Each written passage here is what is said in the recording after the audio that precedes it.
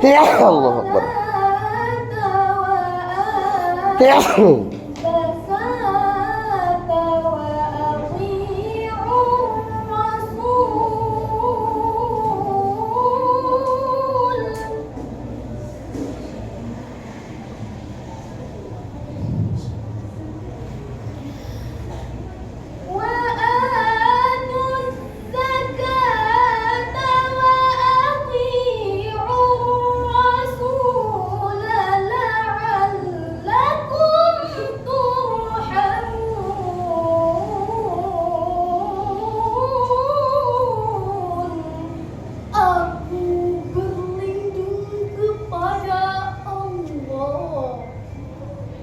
dan godaan setan yang terkutuk dengan menyebut nama Allah yang Maha Pengagung, Maha Penyayang.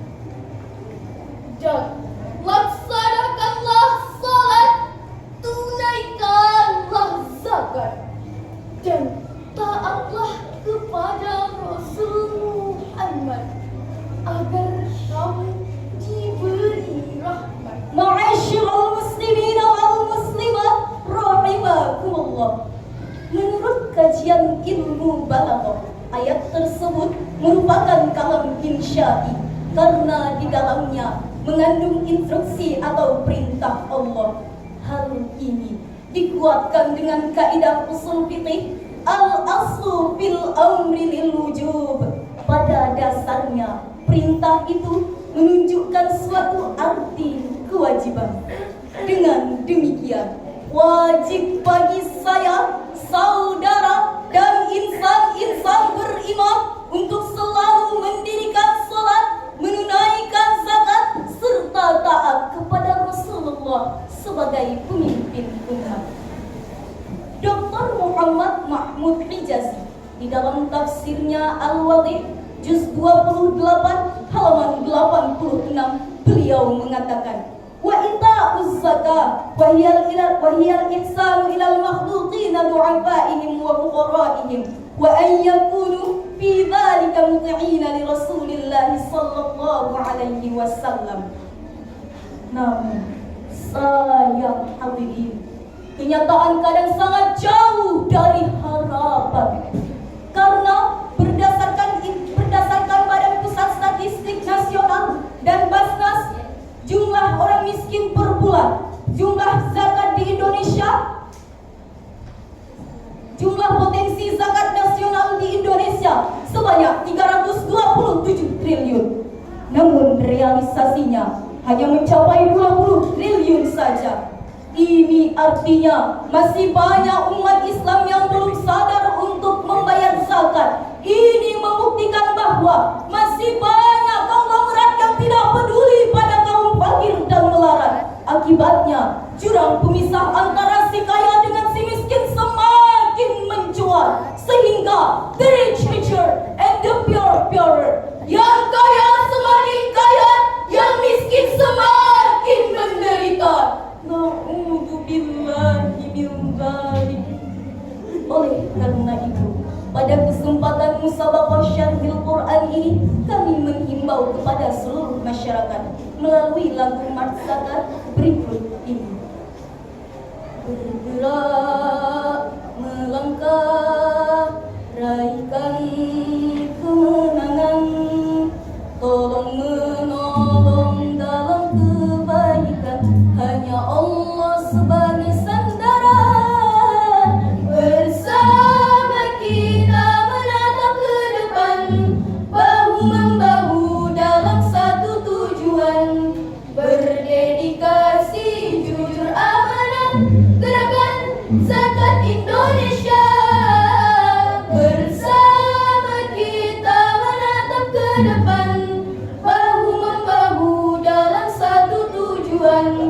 berdedikasi, jujur, amanah, gerakan zakat Indonesia.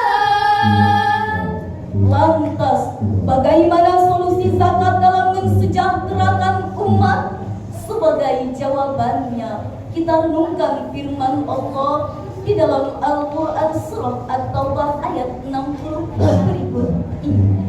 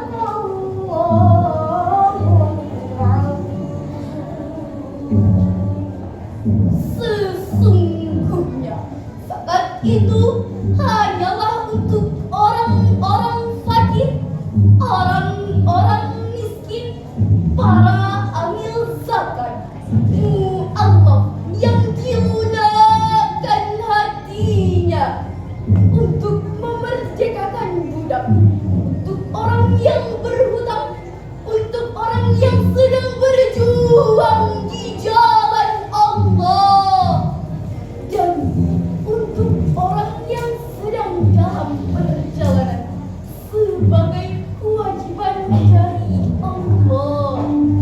Dan Allah Maha mengetahui, Maha bijaksana, Maha benar, Allah yang Maha agung atas segala firman-Nya.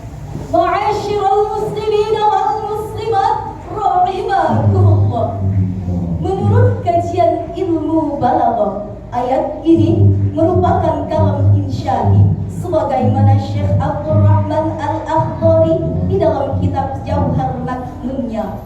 Wa adawatul qasri illa innama akun wa taqdimun kama taqaddama, yaitu ditaksis mengkhususkan sesuatu.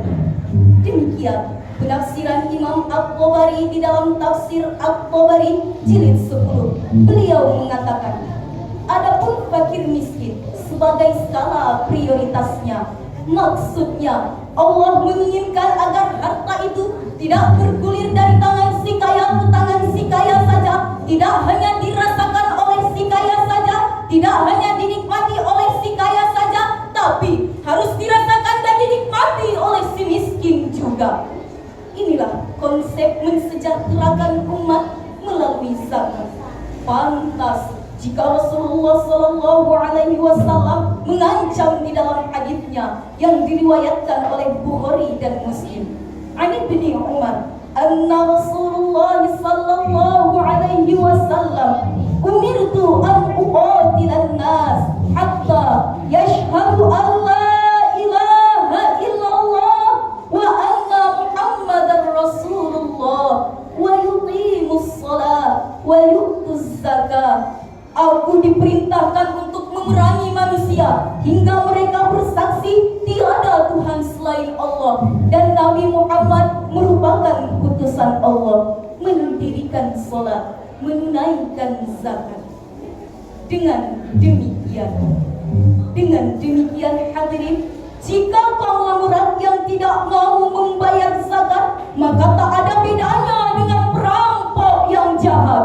Sikapnya seperti pencuri kepala, perilakunya laksana sang koruptor perampok. Yang gayanya bagaikan malaikat, padahal nyatanya menindas dan merampas hak-hak rakyat. Betul hadirin? Untuk itu, saat ini yang lebih kita tekankan adalah bagaimana caranya membangun kesejahteraan dengan memeratakan hubungan antara si kaya dengan si miskin. Sebagaimana ungkapan di dalam bahasa Inggris, one of the main goals of life is to help others. Di antara tujuan utama dalam hidup ialah menolong orang lain. Sekian dan demikian isi syarahan kami. Sebelum kami akhiri, izinkan kami menyanyikan satu buah syair. Cucilah tangan sampailah bersih. Cukup sekian, terima kasih. Ahai kawan, cukup sekian, terima kasih. Akhirul